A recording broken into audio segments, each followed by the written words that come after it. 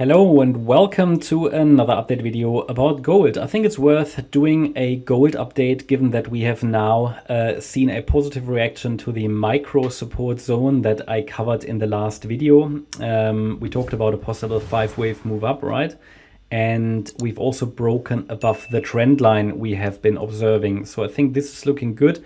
Don't really want to take a look at the bigger picture again, but you know, there are two scenarios, one short-term bearish, one short-term bullish, but both are part of an overall bullish thesis for gold. And it might be that we start the next move up now in wave C. That would be wave C of 5 of a larger C of a larger third wave in our white wave count. Possible. It obviously takes the next 5-wave move to confirm that. We're going to take a look at that. At the moment, we haven't even made a higher high yet. You know, that is outstanding. But we held the yellow support level.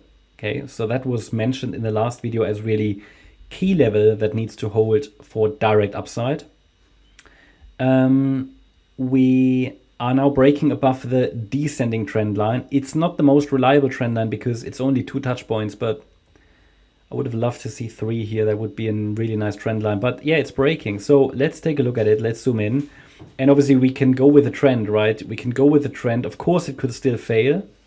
But we've seen in the last video actually a fairly clear 5-wave move up. If you watched the last video, then you've seen this, that this was a 5-wave move, a possible 3-wave correction. And again, we can debate, you know, where did it finish? Probably actually like that. 1 second. That correction became a bit more protracted after the last video, but we did not break support, and also support region doesn't need to be adjusted. In fact, it did hold the 50% fib level and broke above the recent high. So, I mean, from everything what we can see, I mean, this is either now an ABC, which could break down again. So let me highlight that, maybe in orange. That could always fail. Always, yeah. And where would it fail?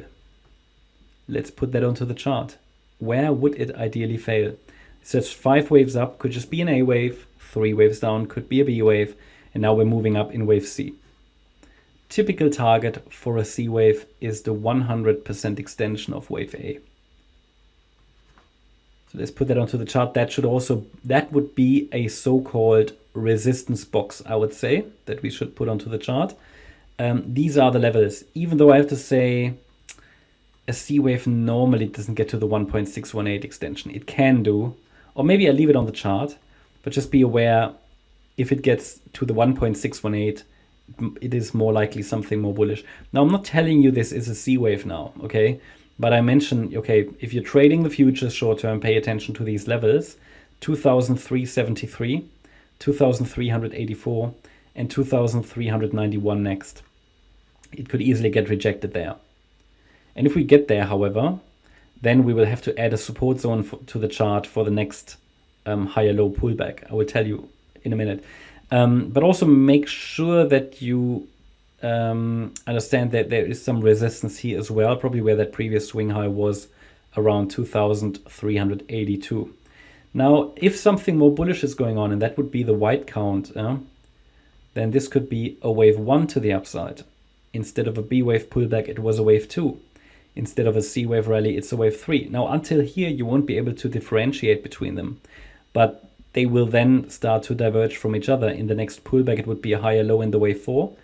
And if we get these 5 waves, we've got the next confirmation that a low has formed. Either way, I think, well, the trend is clearly up. But the thing is, a 3rd wave should really minimally reach the 1.236 extension. But whereas a C wave often gets rejected from the 100% extension level, okay? So the 3rd wave should minimally get to 2,384. Better, higher, maybe 2,391. And then we can add the support zone for the 4th wave once the 3rd wave has topped. From what I can see right now, if this is the white count, support for wave 4 should be somewhere around 2,373 or 2,363. So this would be an area of support based on the data I can see right now. But obviously we need to see first how high the third wave gets. But it's looking good. Trendline breakout, and seems to sustain at least for now. The first hourly candle, oh, it's not closed yet, is it? But it will close in a few minutes, so probably will close above the trend line, and then we'll see if it can get to the next fib levels. Okay, support is already defined, but this is support for a fourth wave, but only we need to get to 2,384 next. Okay, very, very important.